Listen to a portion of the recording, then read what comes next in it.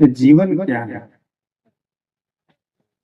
सदगुरु कबीर के शब्दों में कहें तो जीवन के अर्थ को सदगुरु कबीर समझाया, बताया और एक साखी से जीवन के अर्थ को परिभाषित कर देते हैं सदगुरु कबीर।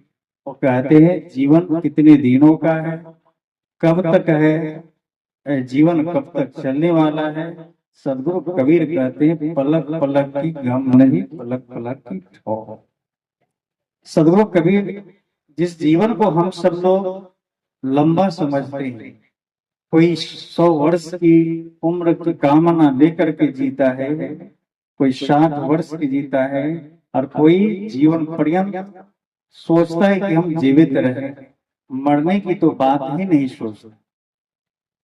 ऐसे लोगों को जो जीवन की अवधि को लंबा समझता है, जीवन को लंबा समझता है, सदगुरु कबीर कहते नहीं, ये तुम्हारी भूल है, ये तुम्हारी मूर्खता है, ये जीवन तो बहुत छोटा है,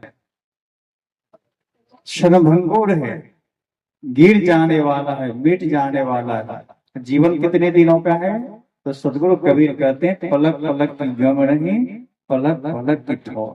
अरे एक पल उठाए हो दूसरा उठा पाओगे कि नहीं, इसका कोई ठिकाना नहीं।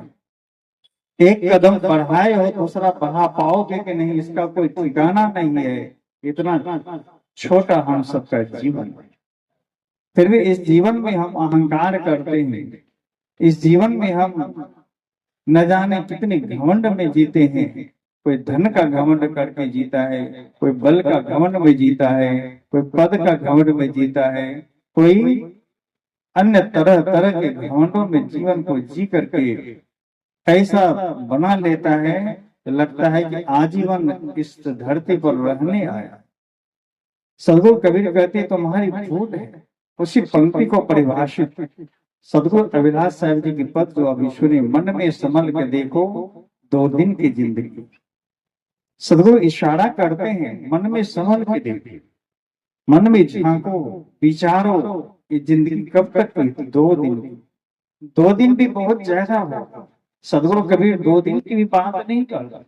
सदगुरु कबीर कहते हैं यह जीवन उतना ही है जब तक जिस तरह से हरी हरी ध्रुव पर ओस गिरता है और मोती की तरह चमकता है, और जैसे सूर्य का उदय होता है या कोई जानवर चलता है, मनुष्य चलता है, पैर की ठोकर खा करते ही और 2 हरी हरी धूप पर से ओस धाराशाही हो जाता है, नीचे गिर जाता है, उसी तरह से जीवन। हम आप देखते हैं कि हम रोड पर चलते हैं, एक्सीडेंट होता है, मौत की नींद सो जाता है। कोई कुर्सी पर बैठा बैठा बात करता है और मौत की नींद सो जाता है। कोई आपस में बैठ करके परिवार से वार्ता करता है और उसी बीच में मौत आती है, उसे उठा ले जाता है। इतना क्षणभंगुर, इतना छोटा हम सबका जीवन, फिर भी इस जीवन को लंबा मानते हैं, इस जीवन को पा करके अहंकार करते हैं। सदगुरु कहते हैं मन में संभल के देखो 2 दिन की जिंदगी, ये जिंदगी 2 दिन का है। इसी 2 दिन की जिंदगी में जो कुछ करना है कर, क्या पता मौत कब के साथ किस समय घट जाए। आदमी चलता है, अभी अभी एक घटना घटी, प्लेन दुर्घटना, उसमें जितने लोग बैठे थे, कोई गरीब वर्ग के नहीं, कोई 5 करोड़ का मकान बनाया हुआ व्यक्ति था, कोई करोड़ों करोड़ों का संपत्ति अर्जित किया हुआ व्यक्ति था, कोई अपने परिवार से परिपूर्ण जीवन जीने वाला व्यक्ति था, सब हंसता खेलता हुआ जीवन जीता था। लेकिन उसे पता था इस प्लेन में बैठेंगे हम मौत की नींद सो जाएंगे, जलकर राख हो जाएंगे। किसी को पता नहीं था, लेकिन प्लेन में बैठा उड़ा और मौत की नींद सो गया। 30 सेकेंड के अंदर मौत की नींद सो जाता है, कुछ मिनटों में मौत की नींद सो जाता है, जलकर राख हो जाता है। ऐसा हम सबका जीवन है। इसलिए जीवन को पाकर के विचार करें, विवेक करें, जीना है तो कैसे जिए। इस 2 दिन की जिंदगी को हम कैसे जिए कि जीवन में कोई दाग न लगे, जीवन में कोई अपमान होना न पड़े, जीवन में कोई निंदे की शिकायत न करना पड़े, ऐसा हम सबका जीवन हो। इसलिए सतगुरु और किसी की श्रद्धांजलि में प्रेरणा मिलती है। आज लेकिन हम जीते हैं तो ये आध्यात्मिक, ये मन की भावनाओं को छोड़कर, क्योंकि हम मान बैठे हैं कि संसार में सारी चीजें हमारी हैं, सब कुछ हमारा है, सब हम लेकर के जाएंगे, इसलिए तो गलत करते, इसलिए तो किसी का धन हड़पते हैं, किसी की बेईमानी करते हैं। आज व्यक्ति रात दिन इसी में लगा हुआ रहता है, परेशान रहता है। एक होता है कर्तव्य निर्वहन और एक होता है रात दिन बेईमानी शैतानी करके धनार्जन। जो व्यक्ति अपने कर्तव्य का निर्वहन करता है उसमें कोई उलझने नहीं है, थोड़ी बहुत परेशानी हो सकती है, लेकिन वो आपको अपमानित नहीं होना पड़ेगा। आप कर्तव्य का निर्वहन करिए, लेकिन एक होता है कि हम एक बीत आर किसका छांट लें, एक बीत जमीन किसका हड़प लें, हम धनवान हो जाएंगे। ऐसे लोग भावना में जीते हैं, तो सोचो आपका साथ क्या जाने वाला है। देखते हैं ट्रक में लिखा हुआ होता, सोचो साथ क्या जाए। ये दर्शन है, ये बहुत बड़ा शब्द है तो ट्रक में लिखा हुआ, लेकिन व्यक्ति अगर इस शब्द को पालन कर ले, इस शब्द को समझ ले, सोचो साथ क्या जाए, तो सच बात है दुनिया में कुछ भी साथ जाने वाला नहीं। जिस शरीर से हम मेहनत करते हैं, जिस शरीर से हम धनार्जन करते हैं, जिस शरीर से हम बढ़िया मकान बनाते हैं, उस शरीर यही जलकर राख हो जाता है, मिट्टी में दफन हो जाता है। साथ क्या जाता है, कल मैंने कहा था, साथ व्यक्ति की कीर्ति जाती है, जस जाता है। इसलिए हम सब 2 दिन के जीवन को ऐसे जिए कि हमारे साथ सदगुरु कबीर की वो शब्द घटित हो जाए, संग चले सो धन है संतों, छुट जाए सो माया। करो कमाई ऐसी धन की जो ना हो पराया, ऐसी धन कमाओ जो पराया ना हो, जो कोई लूटने वाला ना हो, कोई हड़पने वाला ना हो, कोई छीनने वाला ना हो। ये सारे जितने भौतिक धन है, ये कोई ना कोई बांट लेंगे। आप बूढ़े होंगे तो बेटा बांट लेंगे, आपके पोते होंगे तो वो भी बांट लेंगे, और उसी बांट लेंगे, भाई बांट लेंगे, ज्यादा होगा तो सरकार ले लेंगे। यही तो धन की गति है। लेकिन इस धन, ये भौतिक रूपी धन आपके साथ जाने वाला नहीं है। साथ क्या जाएगा, तो सदगुरु कहते संग चले सो धन है संतों, छूट जाए सो माया। जो साथ जाने वाला चीज है वही असली धन है। वो साथ जाने वाला धन क्या है, वो साथ जाने वाला धन है धर्म रूपी धन, दान रूपी धन, जो आप जीते जी पा सकते हैं। वो धन शांति रूपी धन। आज व्यक्ति ये धन कमाने में नहीं लगता, शांति रूपी धन सबको आवश्यकता है। शांति की आवश्यकता सबको है। आज मनुष्य को पूछिए आपके जीवन में शांति है क्या, कहता सब कुछ परिपूर्ण मेरा जीवन है, धन भी है, परिवार भी है, परिपूर्ण मेरा जीवन है, लेकिन क्या कहूं मन में शांति नहीं। हर व्यक्ति यही कहता है कि मन में शांति नहीं है, मन परेशान है। सच में आज स्थिति ऐसी है, आज व्यक्ति जितना अपने दुख से दुखी नहीं दिखता है, उतना दूसरों के सुख से दुखी दिखता है। यही तो मन की उलझन। आज अगर आपके पास जो साधन है, जीने का जो संसाधन है, उसमें आप संतुष्ट नहीं हो पाते हैं।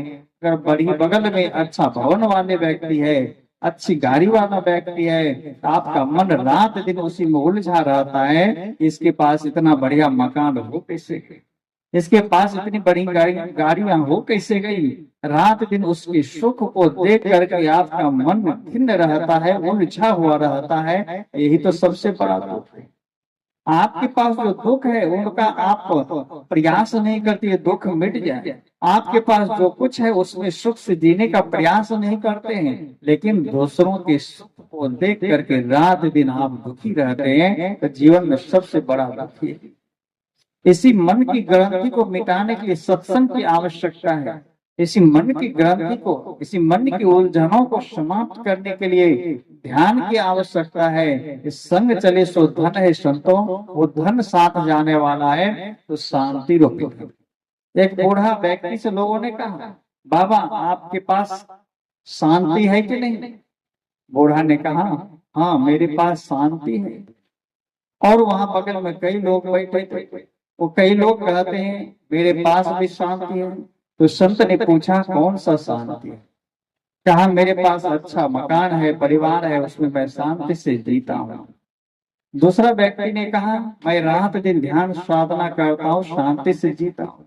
वो बूढ़ा कहता है मेरे घर में भी शांति है। का कौन शांति है?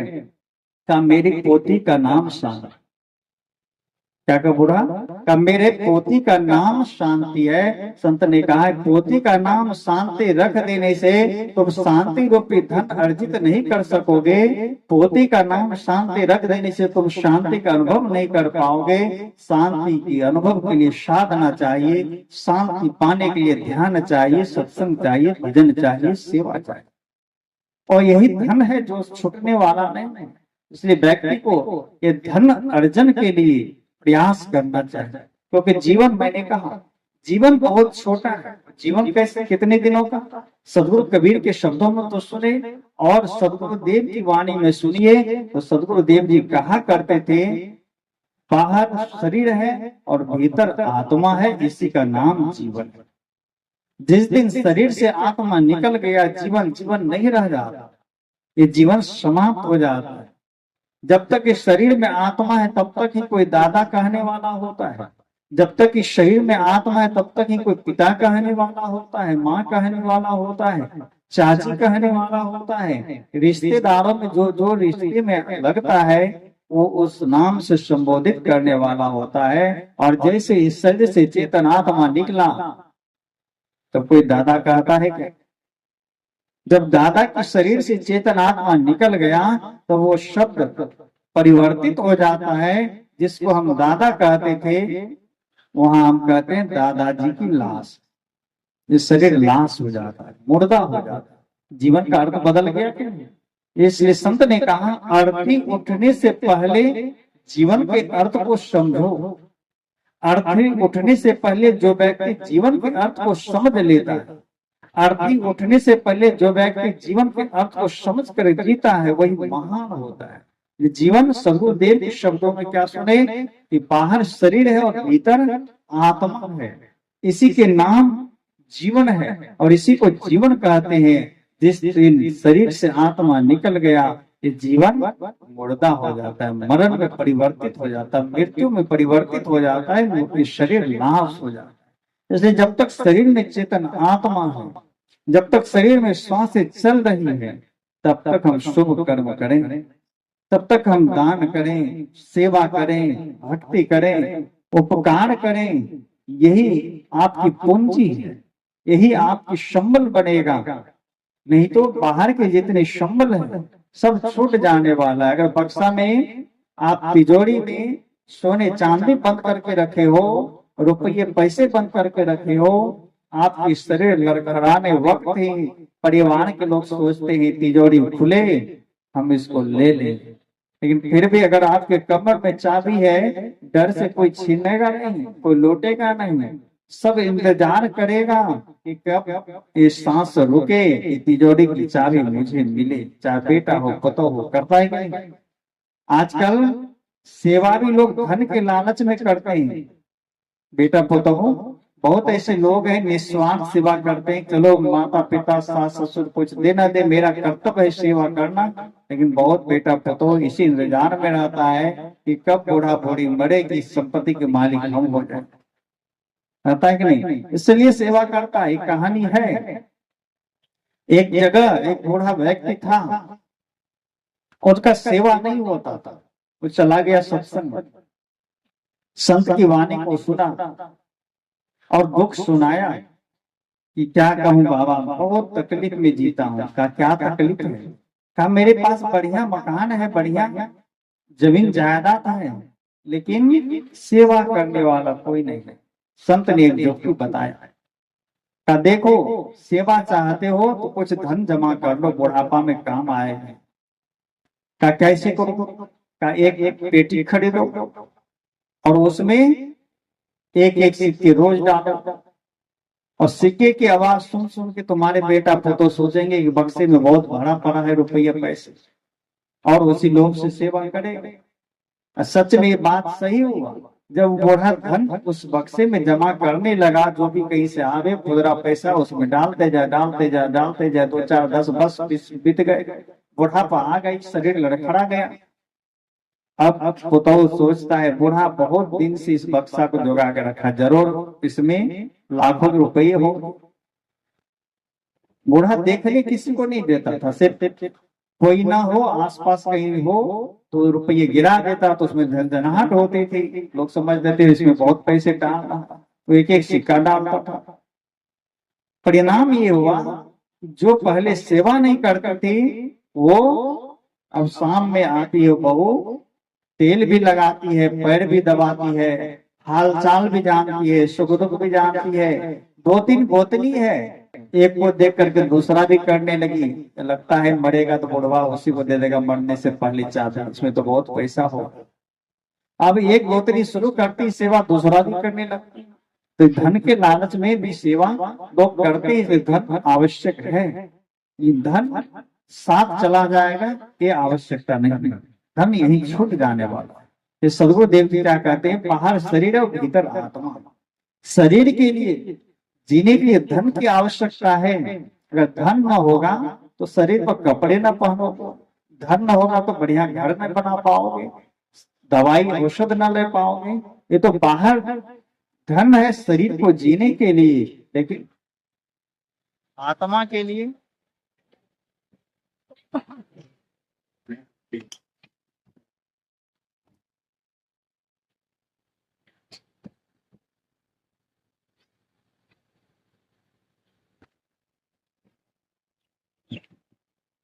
हेलो आत्मा के लिए वही ध्यान रूपी धन, धर्म रूपी धन, कर्म से जो आप शुभ करेंगे वही धन, और ये धन छूटने वाला नहीं।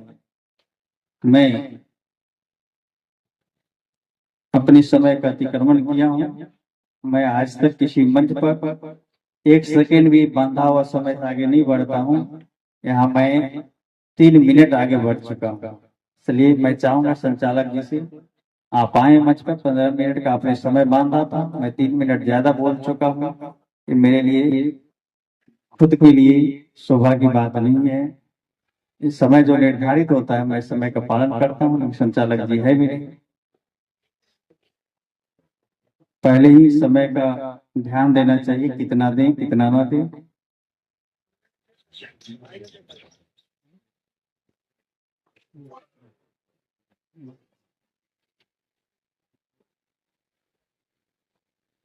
आइए हमारे मंदिर साहब करते हैं, थोड़ा सा बढ़ाइए। तो मैं कह रहा था कि बाहर शरीर के लिए तो हम बहुत उपाय करते हैं, बीमार पड़ते हैं दवाई लेते हैं, शरीर की सारी सुविधाएं इकट्ठा करते हैं, लेकिन आत्मा के लिए क्या किया आपने, ये विचार करने की आवश्यकता है। आत्मा के लिए भजन की आवश्यकता है, ध्यान की आवश्यकता, वो करें जिसके लिए मानव जीवन मिला है।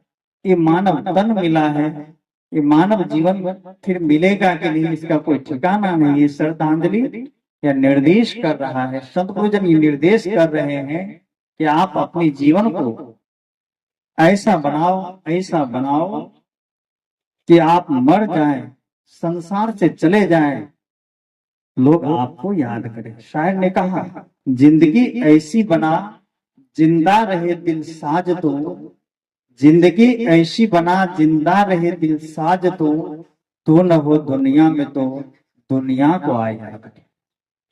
ऐसा हमारा जीवन, हम जीवन को ऐसा बनाएं, मर तो जाएं लेकिन हमारा नाम कभी मरे नहीं, हमारी कीर्ति कभी खत्म न हो। वो तब होगा जब आप समाज के लिए कुछ करेंगे, आप अध्यात्म में जीवन जिएंगे और समाज को कुछ देने का काम करेंगे। सिर्फ लेते रहेंगे तो छूट जाएगा, अगर देते रहेंगे तो आप अमर हो जाएंगे। आज तक जितने भी महापुरुष का नाम आप सुनते हैं, सबों ने समाज को कुछ न कुछ दिया है।